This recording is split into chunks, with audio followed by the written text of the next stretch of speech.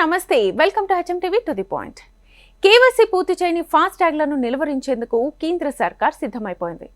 ఇలాంటి కేవైసీలను జనవరి 31 తర్వాత బ్యాంకులు డీయాక్టివేట్ లేదా బ్లాక్ చేస్తాయని national Highways Authority of India ప్రకటించింది. ఫాస్ట్ ట్యాగ్ లో బ్యాలెన్స్ ఉన్నా కేవైసీ పూర్తి చేయకపోతే జనవరి 31 తర్వాత వాటిని బ్యాంకులు డీయాక్టివేట్ లేదా బ్లాక్ లిస్ట్ చేస్తాయని స్పష్టం చేసింది.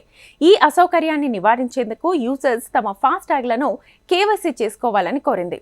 కొన్నిసార్లు వాహనదారులు ఫాస్ట్ ట్యాగ్లను వాహనం ముందు భాగంలో పెట్టడం లేదని, దీనివల్ల టోల్ ప్లాజాలో వాహనాల ఫాస్ట్ ట్యాగ్ తనిఖీల్లో ఆలస్యం జరుగుతోందని తెలిపింది.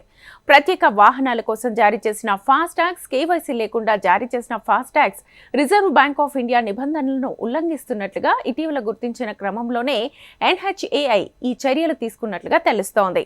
National Highways Authority of India ఇటీవలే one vehicle one FASTag campaign ని తీసుకొచ్చింది. ఒకే ఫాస్ట్ ట్యాగ్ ను ఒకటికి మించి వాహనాలకు వినియోగించడం లేదా ఒకే వాహనానికి మల్టిపుల్ ఫాస్ట్ ట్యాగ్ వాడడం వంటివి తగ్గించడానికి ఈ క్యాంపెయిన్ ని ప్రారంభించింది.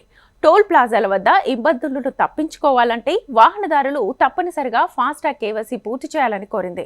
లేటెస్ట్ కేవైసీ పూర్తి చేసిన ఫాస్ట్ ట్యాగ్స్ మాత్రమే యాక్టివ్గా ఉంటాయని NHAI స్పష్టం చేసింది.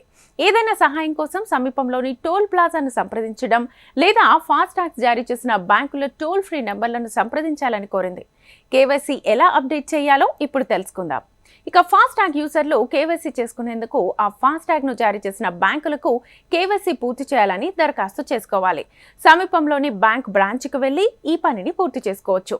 అప్లికేషన్ ఫామ్ లో అప్డేట్ వివరాలు అందించాలి. దీంతో ఫాస్ట్ ట్యాగ్ ఖాతాలో మీ సమాచారాన్ని బ్యాంక్ అప్డేట్ చేస్తుంది. రిజర్వ్ బ్యాంక్ ఆఫ్ ఇండియా మార్గదర్శకాల ప్రకారం valid passport, driving licence, voters ID, PAN card, ఆధార్లతో పాటు NREGA జారీ చేసిన జాబ్ కార్డ్ సైతం ఇందుకు ఉపయోగించవచ్చు. ఇక కేవైసీ డాక్యుమెంట్లతో పాటు మీ వెహికల్ రిజిస్ట్రేషన్ సర్టిఫికేట్ కాపీని ఇవ్వాల్సి ఉంటుంది. ఇక మీ KYC updated process 7 working days లో పూర్తయిపోతుంది.